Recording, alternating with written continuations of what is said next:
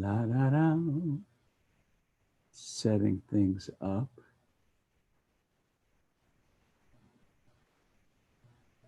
Okay.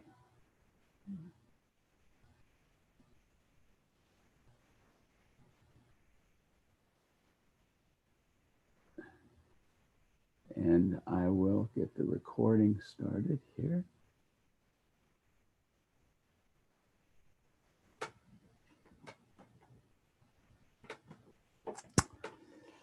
Well, good morning, good afternoon, good evening, wherever in the world you are joining us at this time, or for those enjoying the recorded archive, we thank you for that. We trust you'll subscribe to our YouTube channel and continue to share with us the wealth of yogic teachings as brought to us by our great masters here represented in our Temple of Joy.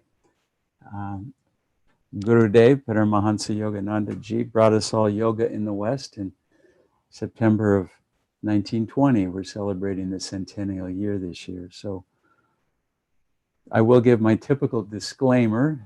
We are not, we, Anka and I, the Temple of Joy, Ananda Encinitas, as we refer to this property, are not a nonprofit.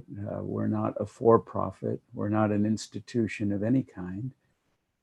We do caretake a sacred space for the benefit of those uplifted conscious souls that choose to come and utilize it for that purpose. It is public. It's available during non-COVID times, 7 days a week, 24 hours a day.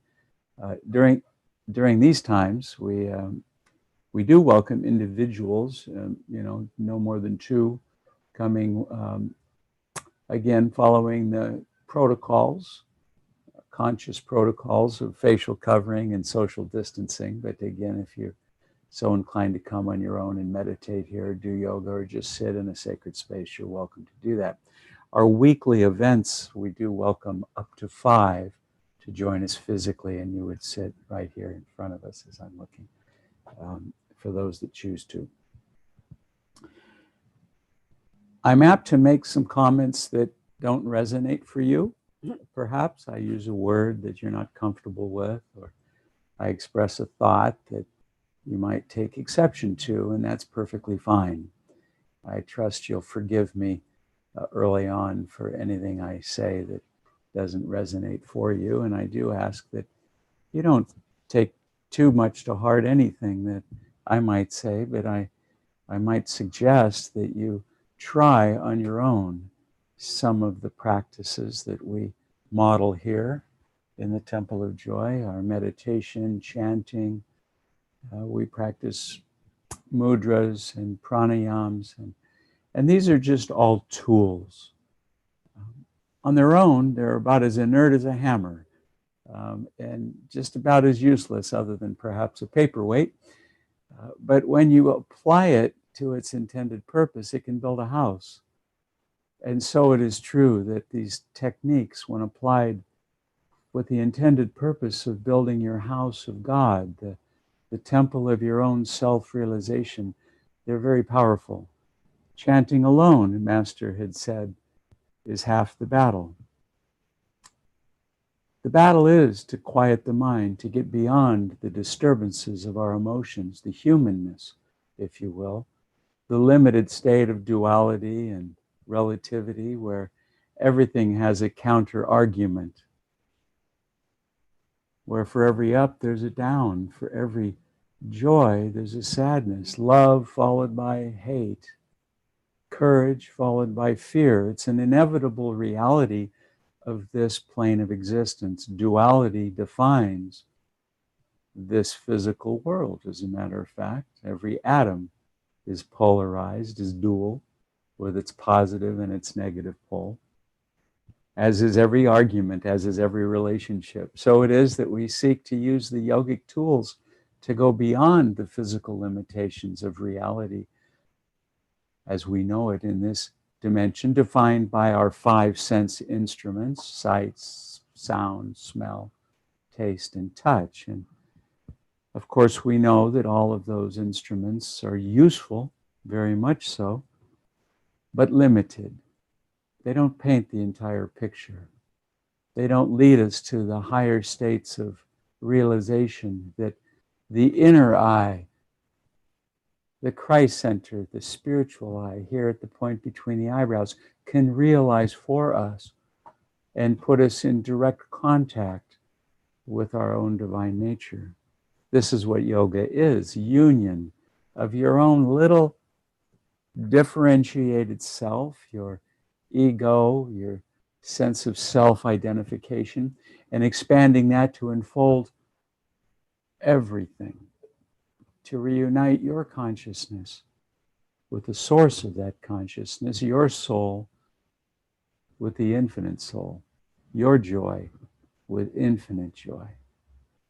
And so try it. Take the techniques, meditation, kindness, things we'll talk about here tonight, things we'll practice tonight, and make them your own. Don't just follow what we do and memorize things, but make them your own. Every prayer is really a conversation from your own heart, in your own words, with your own concept of the Creator. If you call that Jehovah, Islam, Allah, Jesus, Rama, Krishna, Buddha, doesn't matter, those are just names. But they do represent that which is within each of us, a divine soul, a united soul, a soul of oneness, of permanence, a soul that's without birth and without death. It's beyond those limitations of the human experience. And it's through the tools of yoga and the techniques of the science of religion that we've been given the opportunity to connect to that reality, to become one with it, to truly know who we are. And so we'll practice some of that tonight. Let's open with just a chant. Let's just practice some oming together, just continued vibration of the sound of creation.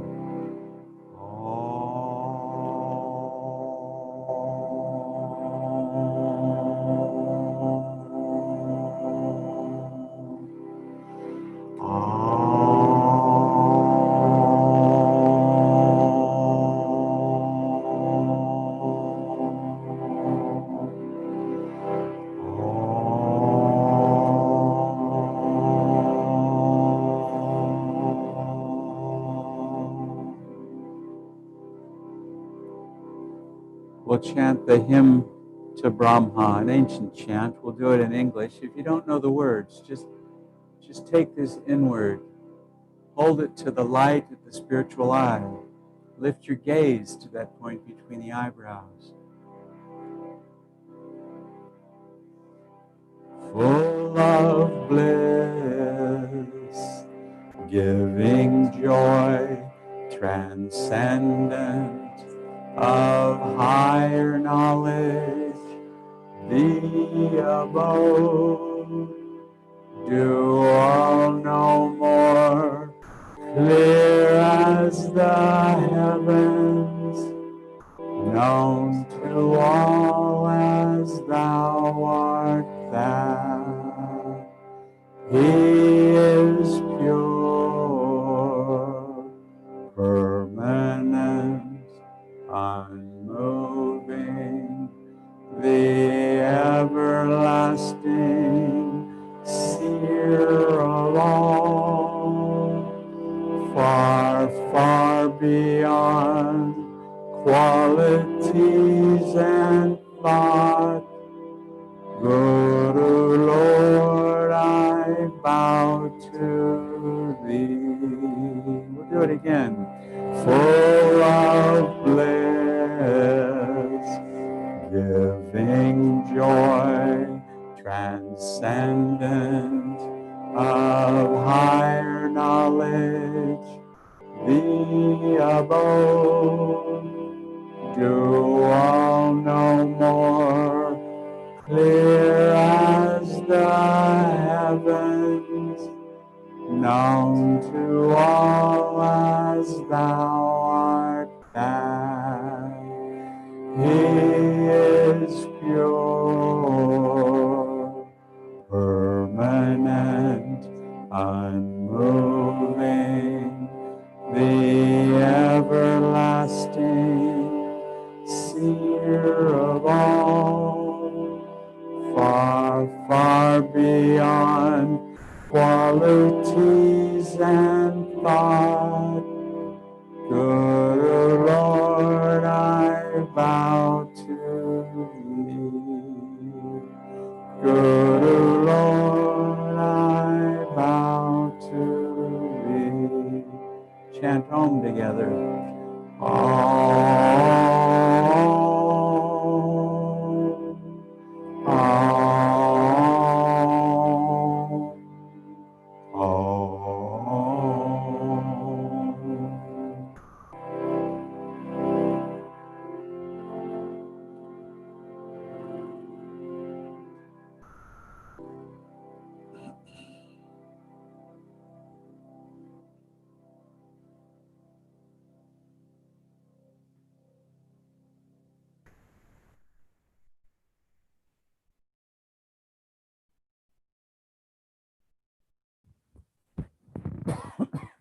Excuse me.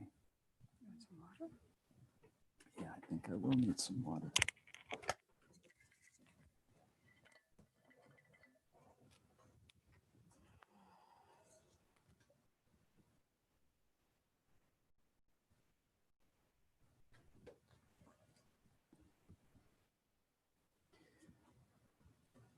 It's hard not to discuss the activities of today, being it's the day we all voted, and hopefully everyone did, everyone within this country at least. And for those of you in India or Germany, anywhere else in the world that may be joining us in this time, in this place, your prayers are with us as well, because what happens in one place of the world happens in all places of the world. And we are not an island, and no man is an island. I mean, yoga at its core talks about the union of all things beyond space and time. So it's merely a fallacy, a delusion, a limitation of our own deeper understandings, our own ignorance that would lead us to believe that we are separate, that America itself could prosper by closing its borders and closing off its mind and its heart to the rest of the world, and to think that everything should be made here and purchased here, and we take care of our own first and then worry about the rest of the world maybe. I mean, what a short-sighted perspective that is for any of us to embrace. And I'm not going to go into any politics here tonight at all, but I like you, am affected by it all, and that's why we chose as a topic compassion and forgiveness for this week. We did. But I do want to share with you a couple of thoughts that I'd had, because over the course of this last few years, I have had a number of occasions to be quite surprised by what one says and what some of us have done, and whether it was atrocities borne upon an individual by the police, as we saw on TV, and we've heard about in many other cases, atrocities of people believing that the color of your skin would dictate the value you bring to a society, or even your philosophy or your belief would make you better or worse than anyone else. We are all equal. We are all one. But like you, and some of you, I'm sure, I've been surprised. I was amazed to hear the use of social media as a tool to sway public opinion, as a propaganda device, quite frankly. And I started looking at myself and started to wonder just how much was I being influenced by social media.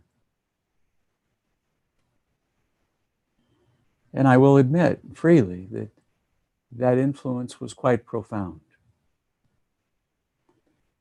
I started playing with things. I started looking at Facebook and looking at various groups. I started searching on certain keywords to see what I might find, and I was quite surprised to the degree that I could find pages and groups and live events that were filled with ignorance and divisiveness.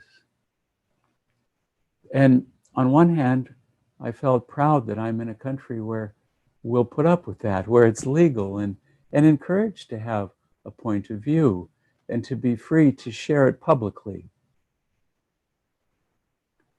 But we also live in a society where we honor each other, and including the views that are not in alignment with our own. And it's out of the greatness of that division of opinion, those separate thoughts and ideas, that when brought together, we were able to create this amalgam called America. And it's the United States of America. And in fact, as my guru had said, as we begin to merge the teachings of the East with the consciousness of the West, then we'll truly begin to see the world as one. That it will be the United States of this planet. And it's not states bounded by geography or religion or currency or culture. It's states of awareness, states of consciousness, states of mind, states of understanding. And how powerful and beautiful to bring it all together as the United States when that's allowed and encouraged. Few people realize the depth of integration of the Eastern culture into the West. There's a wonderful book that a friend wrote. Philip Goldberg is his name, and he wrote this book called American Vedas, Vedas, American Veda. And in it, he portrayed some 300-400 year history of Eastern thought, Eastern philosophies that were brought long before India was India, quite frankly. But out of the Indus Valley, the sacred holy place that was frequented by many great saints and sages of those times, who were tuned to the higher knowledge, who were in attunement with the divine, who were in union with the ultimate state of consciousness. And out of that union, out of that yoga, they were, through oral tradition, able to hand down all the great teachings which we all enjoy today. We don't necessarily subscribe them to Narayan or Nara or Vashusta or any of the great original sages of that time, thousands of years ago. But if you look at our Constitution and the wording that our founding fathers had chosen, it's clear their influence from the East. We were made in the image of the divine, that we were endowed with inalienable rights to the freedom of religion, of speech. These words came directly out of the Vedas. The Bhagavad Gita, in its little pocket edition, translated into the Old English, was carried around by many of our founding fathers. Jefferson, Hamilton, John Adams, our fourth president, he had a guru from India. The founder of our federal banking system, he lived in Calcutta. He was among those that were bringing the banking system of the Raj, the British Empire, that time in power in India. And he went back to London, where he lived, and subsequently moved to America. And he helped frame our federal system, our currency itself. All of these founding planks of our system of government, our system of democratic republic, were founded on the principles as brought by the great saints and sages of the East. It's no wonder in God we trust is emblazoned on all of our currency, that within there is imagery of the triangle and the single eye, the spiritual eye represented. I mean, most of that is lost on most of us. We aren't taught these things in school.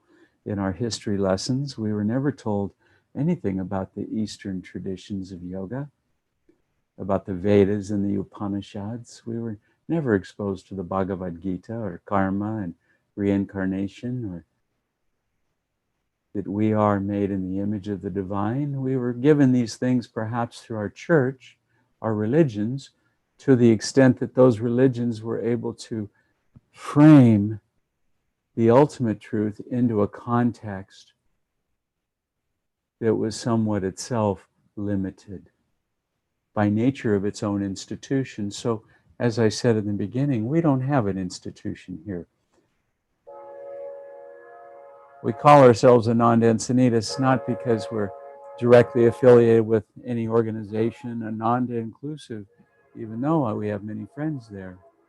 We call it because Ananda is our nature, it's bliss.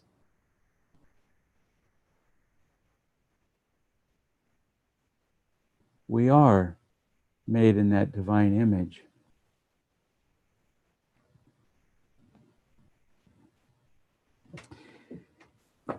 In Master's Journey to Self-Realization, he's got some wonderful talks and essays in here, and I was thumbing through it the other day and came across some that I thought were so relevant to today that I thought I would share some of them with you. First of all, in this chapter labeled Nations Beware. He says, why do world suffering and world misery arise? When people all over the earth are happy and prosperous, they're in tune with God and the entire vibrations of the entire earth in relationship to the planets, all of them harmonious. But as soon as one nation starts fighting with another, or becomes selfish in their industrial demands and try to devour all prosperity for themselves, it brings about depression. And when depression starts in one place, it begins to spread everywhere, owing to the vibrations that travel through the ether. In the last World War, now again during Master's time, he wrote this in the 30s, and World War II was underway. But he references here in the last World War I, it created wrong vibrations in Europe first, which then spread all over the earth. And where there was no war, influenzas appeared. The agonies of the people who died in the World War created the subtle cause of the epidemic of the Spanish influenza, which immediately followed the war, killing 20 million people, while the war itself killed about 10 million only. So you see, our actions, our individual karma, influences a collective karma. The collective actions of our communities, our families, our counties, our states, our nations, our world. They are all one.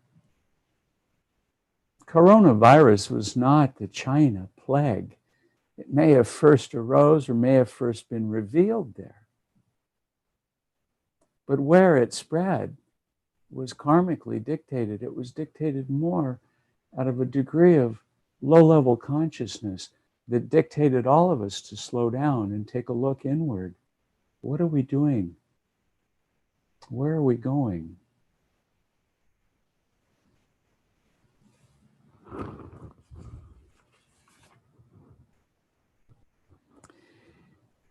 He went further on to say, expand your love to all nations. The great ones are the models. Though their bodies were finite, like ours, they realized within that they were part of the infinite ocean, that all individualized forms are the waves of the one cosmic sea. In this world, we circumscribe ourselves within our own little family, our family of one, our family of our own ego, our family familial, our family of community, our family of faith. When we love our neighbors, we become bigger. When we love our country, we become bigger still. And when we love all nations, we become even bigger. When we are one with God in the hereafter, or by deep meditation while still here in the body, we realize truly that the ocean is the wave, and the wave is the ocean. We are those little waves. Patanjali, in his eightfold path of yoga, he defined yoga in numerous ways. He called yoga waves that were disturbances of the human condition, disturbances of mind, of thought, of feeling, human, emotional feeling I'm talking to here. But he defined yoga as the neutralization of those disturbances. If we can slow down the mind, if we can calm the feelings of human emotion, if we can go inward and redirect all the energy expended through the five sense instruments and direct that energy to the point between the eyebrows, we will ignite the flame through devotion and concentration.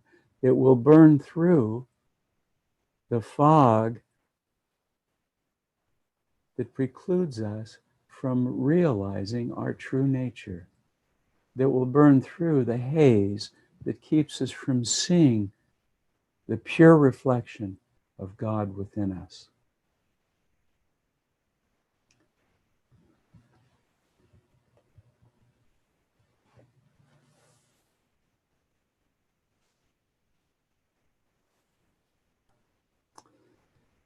Yogananda had said, I love India because it was there that I learned to love God and all beautiful things. But that love I do not keep for one nation alone, for this whole world is my India. I love America as I love India, for she has been my second home. India and America represent the best of East and West. I believe a cultural exchange between the people of India and America will bring about a solution to the unsolved problems of the world. All mankind will become true citizens of the globe, with a United States of the world established in every heart, with God as president.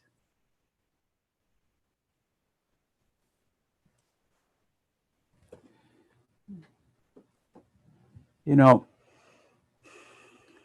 today was a very difficult day for me. I will admit it freely. I was taking on all sorts of karma. My body was shutting down. I had a horrible headache. I had taken the day to just allow myself to just be. And I was feeling the pain of so many. And I don't really care what political side you align yourself to. I've been a Republican in my life, in this lifetime. I've been a Democrat. I've been in the Green Party. I've been an independent. I voted across all of those varying lines. I don't affiliate with any particular party any more than I affiliate my life here with any particular institution. Sure, I love the SRF and I serve as usher at the main temple. Anka serves as volunteer to the Overflow Chapel for meditations. And we both have many friends around the world from SRF and YSS in India, as we have many spiritual family members across the world from Ananda and Polestar and the Catholic Church and the Jewish faith and the Buddhist monks of Tibet and India. We don't allow any of those institutional frameworks, though, limit our expression of love, limit our life. And so it is, as we said, we have no institutional affiliation. We're not a nonprofit, we're not a for-profit, we're not even an institution. We shun the very nature of it. We realize its utility. It's important to have a corporation to essentially have a vehicle through which the exchange of value can be realized. That's why companies exist, and that's the only reason. Presumably, the value is in something more than just a product or a service. Presumably, it's raising the quality of life.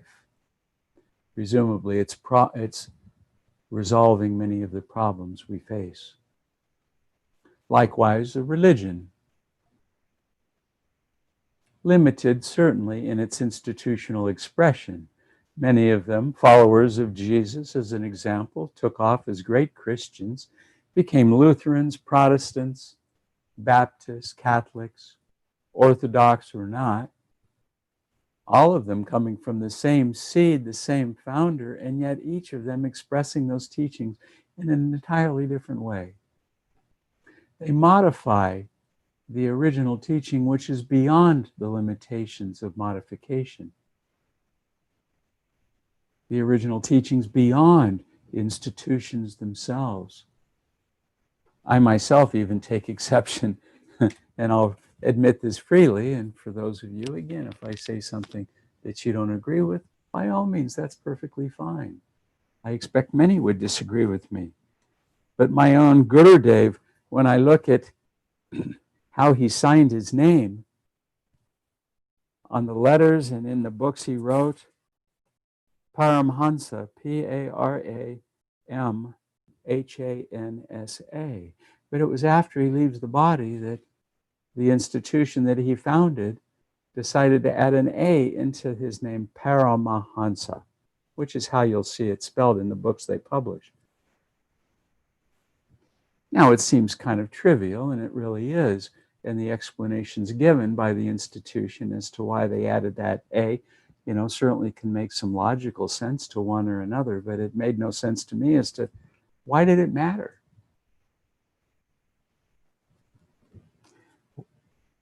I am changing my master's teachings in countless ways. I'm sure of it, because I'm making them my own. And I'm sure there are many words that I'll read that I will take them out of the context, perhaps, that maybe even Gurudev had intended. But I know that he gave me one fundamental principle. Love God with all my heart and love all my neighbors as they are me. It's the same laws that Jesus gave. And I challenge each of you, love yourselves for who you are, not for the institution of who you think you are, not because of the labels that we put on ourselves. I don't care what that label is: husband, father, friend, mother, vice president, usher, man, woman, surfer. All of those are labels, aren't they? And they can be useful in defining perhaps certain characteristics, but limited when you want to really get down to the real truth, the reality. We are beyond all of those labels. There is no institution capable of carrying you to your home. In this body, in this life, your home is united with the divine creator, with God. In every thought, in every breath, in every action, in everything that we do, we should do it with him. He is guiding us and protecting us and loving us unconditionally for who we are. He doesn't ask us to be a Catholic or a Jew or a Hindu or a Muslim or a Buddhist. He asks us just to be love.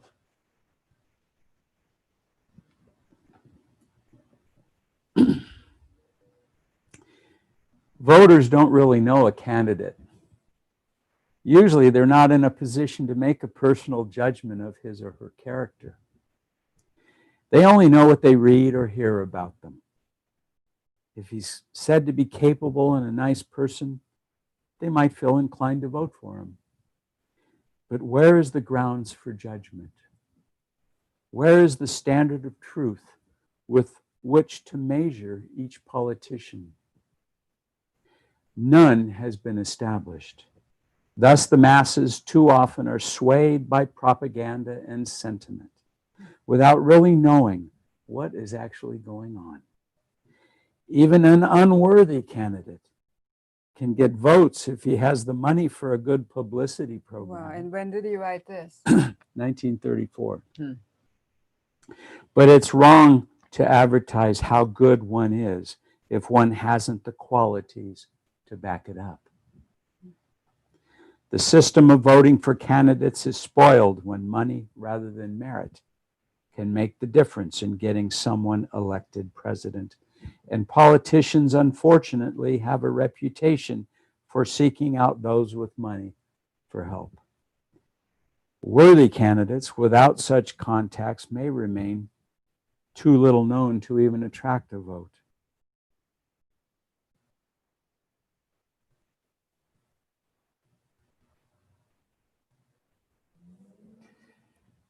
You know, I bring that up only because Master had written about politics back then, because it was relevant to him as it's relevant to us. And he wrote about the need for us all to get beyond the institution and beyond even the party. That I don't care if you're Democrat, Republican, Green, Libertarian, Independent, or unannounced by any party at all. I think you deserve a seat at the table. The table whereby differences, when brought together into an open and authentic forum with an open voice, a human voice, brings value.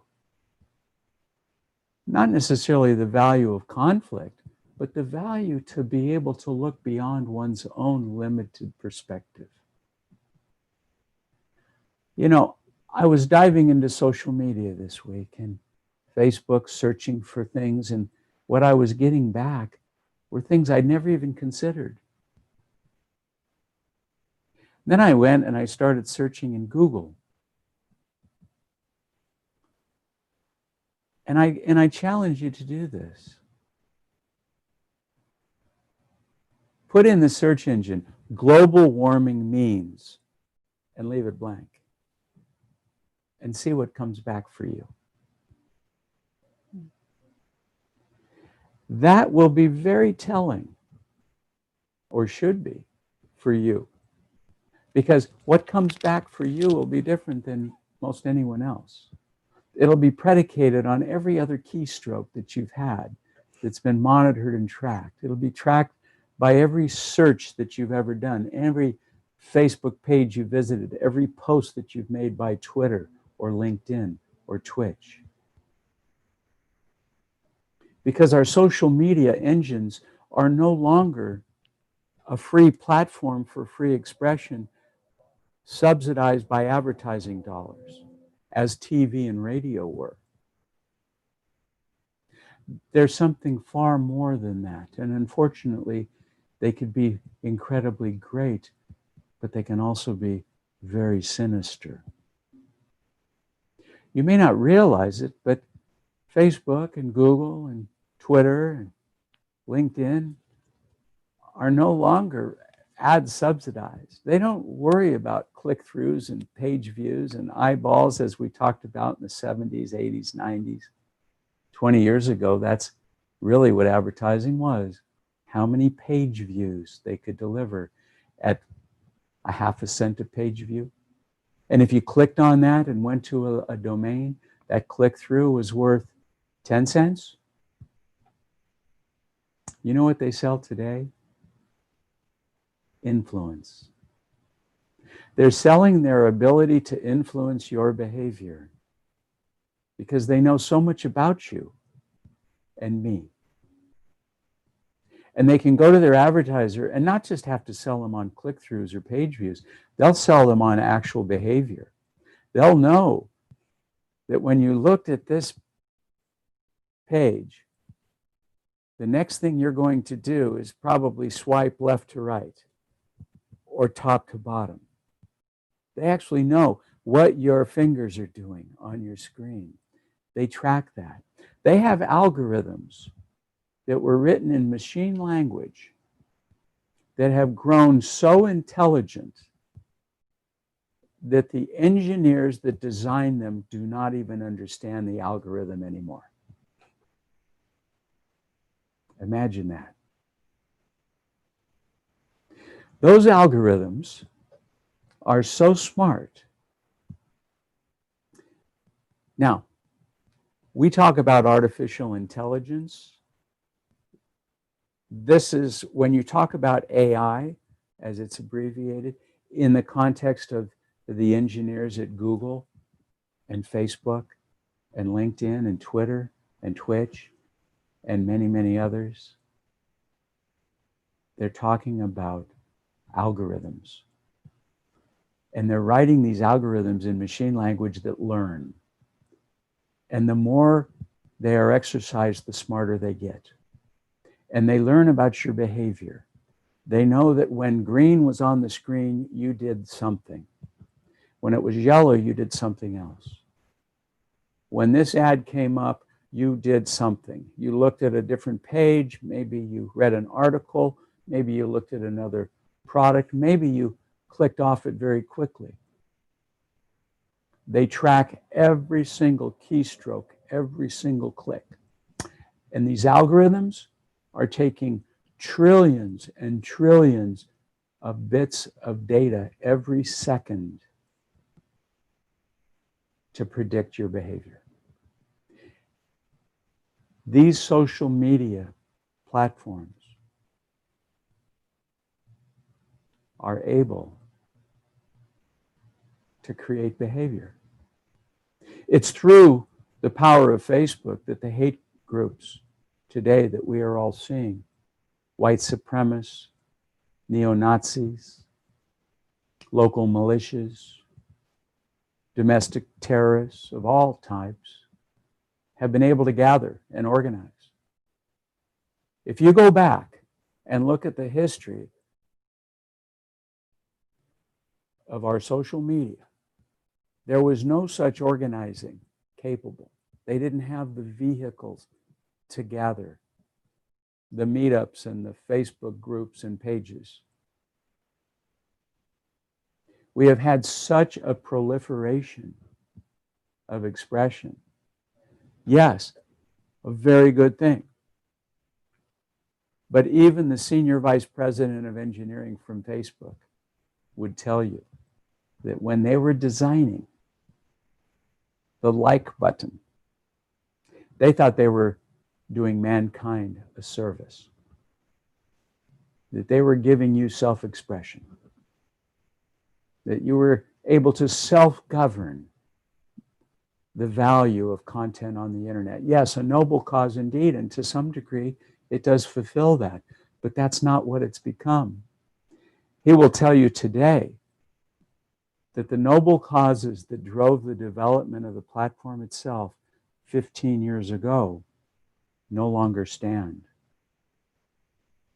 He, like many others who had worked diligently to bring us these wonderful tools, left those companies scared to death. And many of them now are working diligently to raise the scepter of understanding as to what has been created. It's as if Oppenheimer and all the great minds of the 40s who got together at Los Alamos in New Mexico under a federal grant to study the ability to split the atom and harness that vibration into what became the atom bomb. And some of the wise people that were asked to join that project, Einstein included, had said, I can't be involved in something whose creation will serve to destroy those very ideals that served its creation. It will be its own destruction. Social media might very well become that. It may actually fall down in the future. People may grow weary of it, as I have. People may come to realize the need for social media literacy. They may start to train their children to spend only a limited amount of time, not to censor them, but to protect them, to help them to understand that they are being manipulated. The way in which they think and act, it isn't quite what they think. It's not their own thoughts they're having. It's thoughts shaped by the media that they spend so much time within.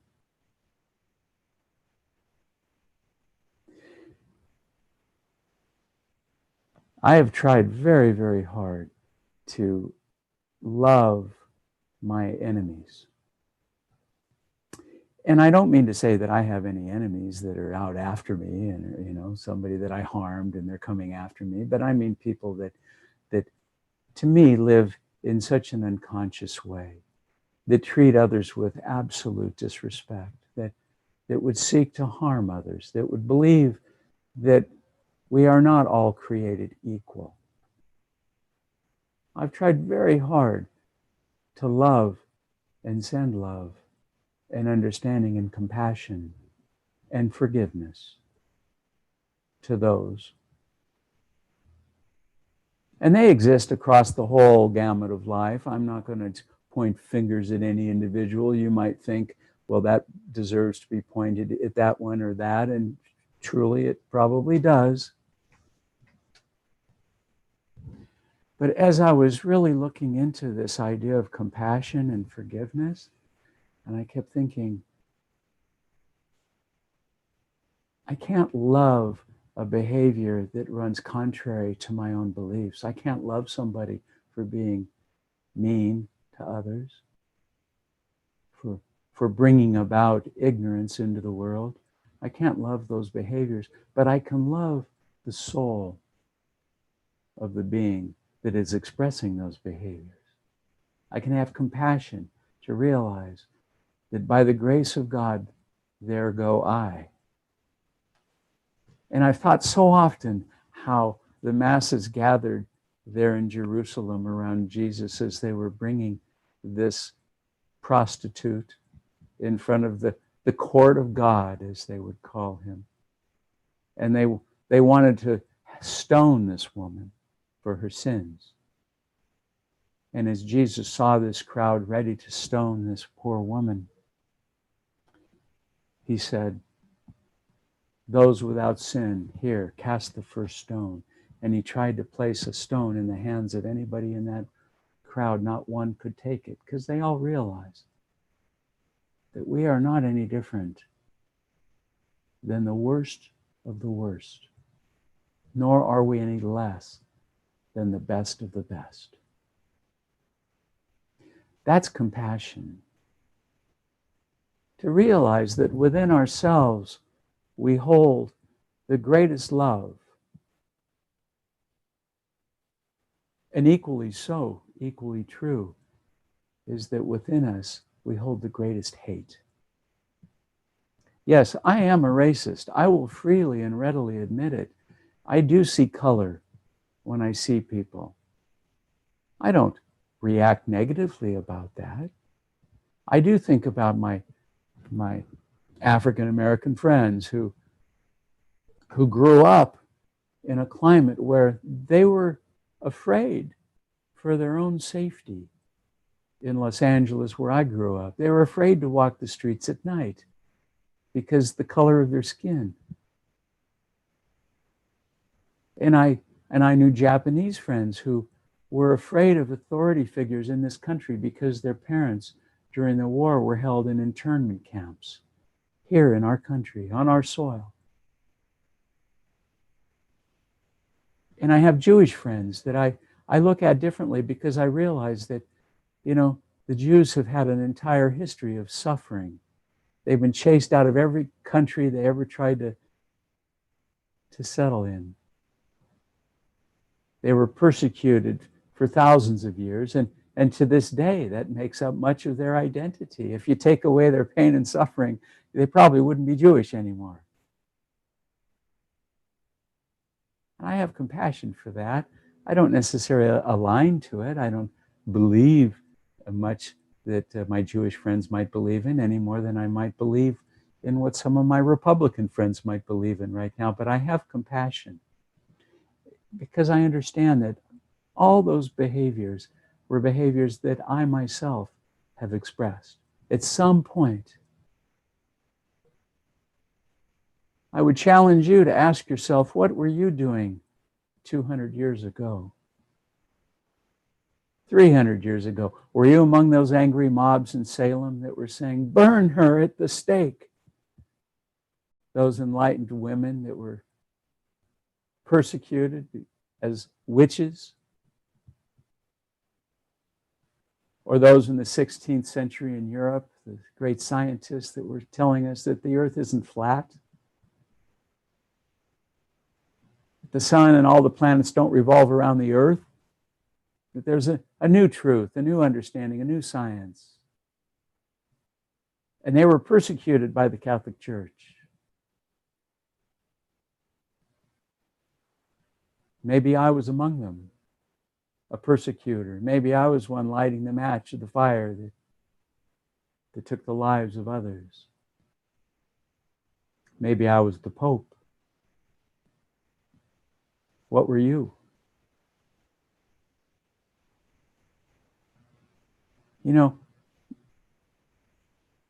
Once you begin to realize that whatever the behavior is that you're seeing that's expressed by someone else, no matter how hideous or great it is, you were that. And by the grace of God, there go I. I look at this now and I look at people that are expressing horrific behaviors and I say, wow, thank God, I'm beyond that. And so it is that I can hold compassion for that individual and I can say, you too, that soul of yours is as radiantly beautiful as mine. The words you use may not be, the tweets that you put out into the world may not be, the angry attacks that are thrown out with reckless abandon, the manipulation of behavior through lies, deceit, and misunderstanding may not be, but I can still hold compassion. What's most interesting to me is I began to have compassion for myself, to realize that I don't have to love all the things that I have been in my past life. The good and the evil, they're all still with me. But I can truly love that I've been able to, through the grace of God and the guidance of my gurus, and the love of my friends and the Sangha that I enjoy with you and others that resonate to a similarly uplifting conscious vibration and frequency, that I'm able to live in a more free state, a more happy state, that through my words perhaps somebody else might be able to smile. Through your beautiful eyes, God is looking at me right now. I feel that. See, we are His channel. Through your lips are His words, your behavior, through His guidance. Not everybody has reached that state of awareness, though, although we all will. And it can take many lifetimes, who knows? But we do know that in the end, it is the light and love that defines us, not the anger, the animosity, the attacks, the vindictiveness. That doesn't define us. And as I started to take on the sense of self-love and compassion for myself and embracing the realities that, yeah, I've had some experiences in this life I wouldn't like to repeat. They served their purpose. I'm beyond them now. I'm free. And how many past lives? My goodness, countless. I'm free. But what's most interesting is not just did I start holding compassion, but I actually started to see the benefits of those that were expressing those negative qualities that at one time I was so hurt by and so hated. And I started to go, thank you. You know, it's through your behavior that it's allowing me to see just what's wrong with this world that we can change. It's through your actions that I'm able to learn something and that I can grow beyond it. And so my compassion was filled with forgiveness. And I hope that we can move forward in whatever political climate that we will enjoy, whatever outward expressions and whatever color it takes, that we can show forgiveness and we can have compassion. And the only way to do that is to begin inwardly. Because without compassion and forgiveness for our own limitations, for all the behaviors that we have done over so many past lives, can we express that same kindness and compassion and forgiveness to others in this life? So my politics is compassion and forgiveness. And on this day, I trust that we all can move forward in whatever political climate we find ourselves with a sense of forgiveness, not vindictiveness, not I told you so, not it's about time, not let's go and fix that and make them pay. But let's move forward in love and kindness and compassion and forgiveness and use the lessons learned to be better. Look at how many of us voted. I think my last number was over 125 million. Astounding. What a great behavior. Now, some of that was facilitated by some rather poor behavior. But we got everybody excited. Everybody is out from the shadows. And no matter what their philosophies are, as dark as they may be, or as filled with light as they may be, they deserve to be expressed. And we all deserve to be able to see them in an authentic way. And from that, craft the kind of world that is a united world, that is driven on the principles of the Eastern traditions of yoga and the Western ability to organize.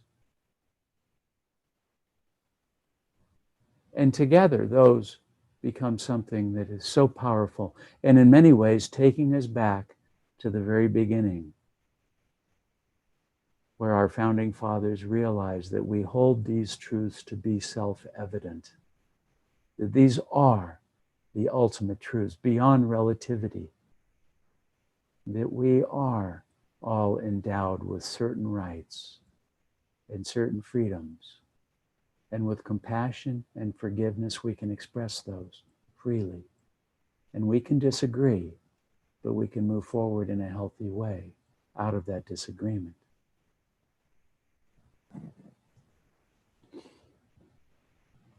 So let's chant and meditate together, shall we?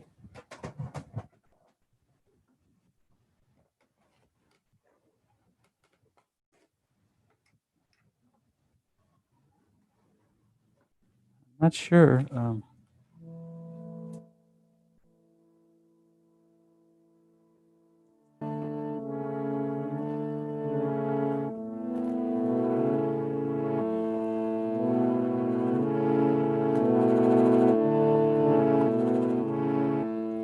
This is called Come Out of the Darkness.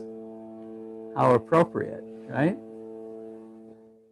Let's just come out of whatever darkness that we may hold within our own hearts, our own minds, our own souls, whatever frustration we may have from the events of the recent past, whatever hope we hold for the future.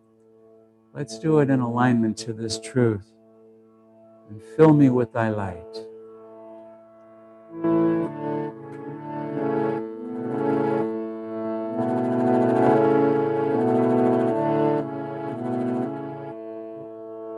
Come out of the darkness, Mother, bathe me in thy light, bathe me in thy light. Come out of the darkness, Mother, bathe me in thy light, bathe me in thy light.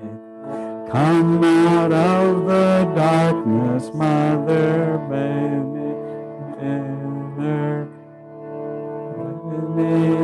thy light. Come out of the darkness, Mother, bathe me in thy light. Come out of the darkness, Mother, bathe me in thy light. Bathe me in thy light. Come out of the darkness, Mother, bathe me in light. Bathe me in thy light. Come out of the darkness, Mother, bathe me in thy light. Come out of the darkness, Mother, bathe me in thy light. Come out of the darkness, Mother, bathe me in thy light. Bathe me in thy light. Come out of the darkness, Mother, bathe me in thy light. Bathe me in thy light. Come out of the darkness, Mother, bathe me in thy light. Come out of the darkness, Mother, bathe me in thy light.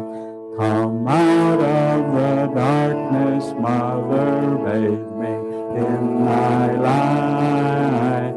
Bathe me in thy light. Come out of the darkness, Mother, bathe me in light. Bathe me in thy light. Come out of the darkness, Mother, bathe me in light. Bathe me in thy light. Come out of the darkness, Mother, bathe me in thy light. Bathe me in thy light. Come out of the darkness, Mother, bathe me in thy light. Bathe me in thy light.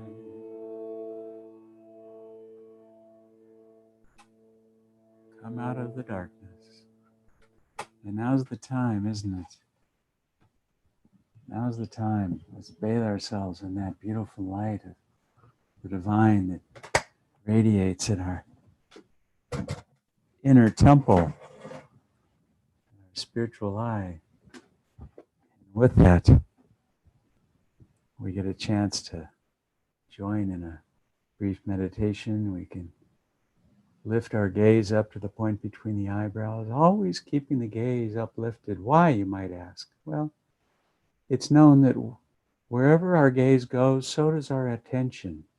Wherever our attention is placed, so moves our energy. And as we said earlier, if we could withdraw the energy that we're normally sending outside the body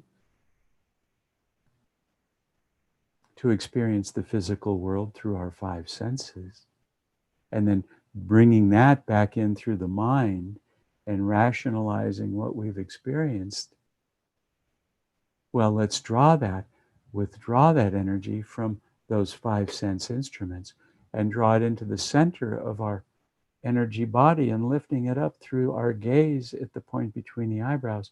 And with that energy, concentrating it with deep devotion and sincere concentration, we'll find that not only will that darkness behind our closed lids begin to feel like it's expanding to enfold everything, but you might find an illumination of light revealing itself to you, that divine inner light that is your higher nature.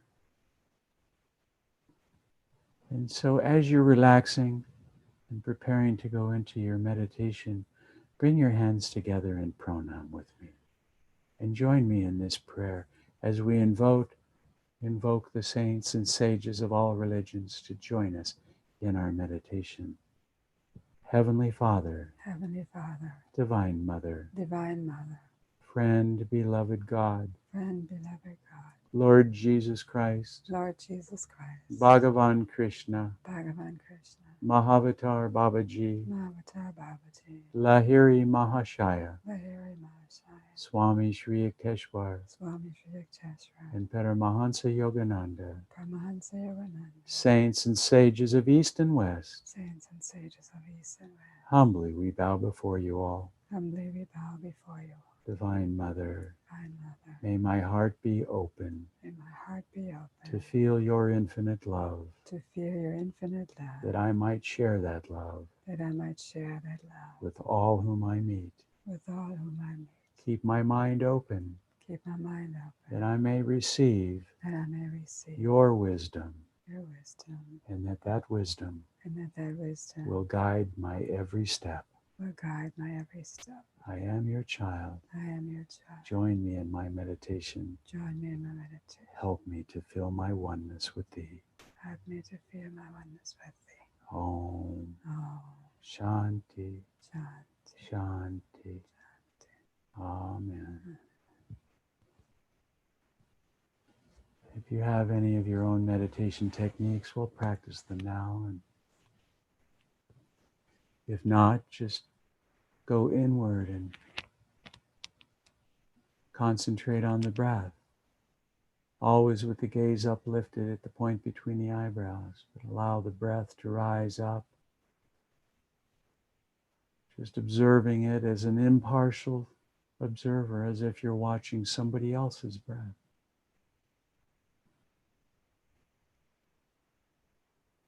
Inhaling deeply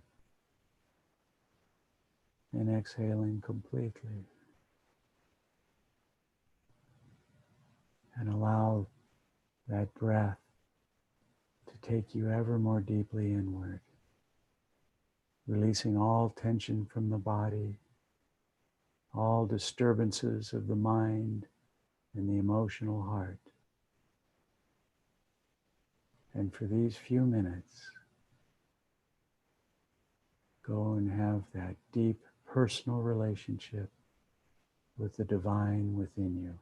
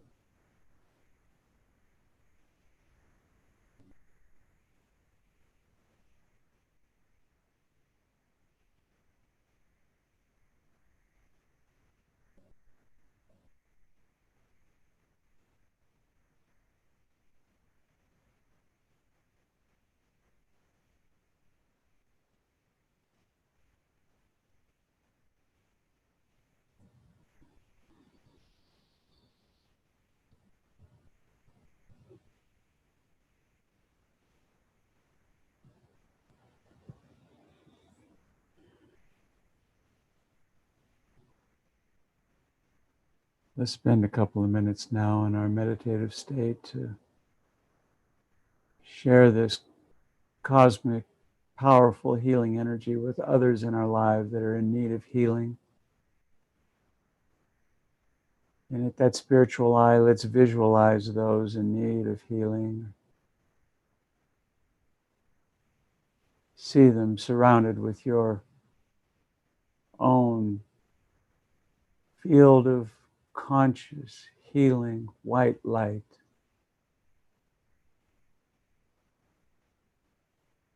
Visualize them happy, healthy,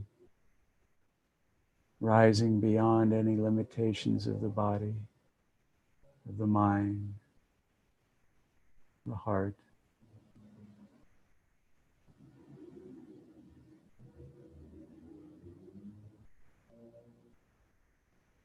And with those images of those in need, let's bring our hands together and rubbing them together, generating that cosmic conscious energy and sending it out to those in need on waves of Om.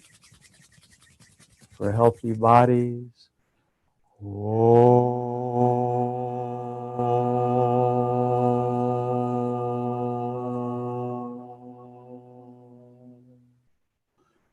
clear minds,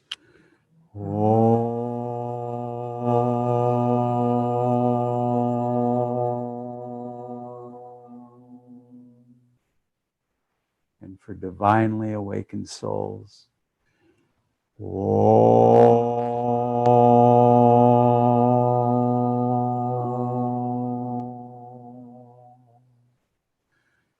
And on one more wave of Om, let's send love and light to everybody in the United States, that on this day they may find themselves compassionate and filled with forgiveness.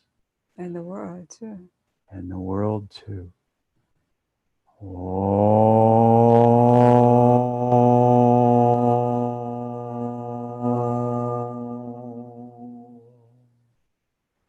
Join me in our closing prayer. Heavenly Father, Heavenly Father, Divine Mother, Divine Mother, friend, beloved God, friend, beloved God, great masters of self-realization, great masters of self-realization, saints and sages of all religions, saints and sages of all religions, humbly we bow before you. humbly we bow before you. Divine Mother, Divine Mother, may your love may your love shine forever shine forever on the sanctuary of our devotion, in the sanctuary of our devotion. and may we be able May we be able to awaken that love to awaken that love in hearts everywhere. in hearts everywhere. Om Shanti, Shanti, Shanti. Amen.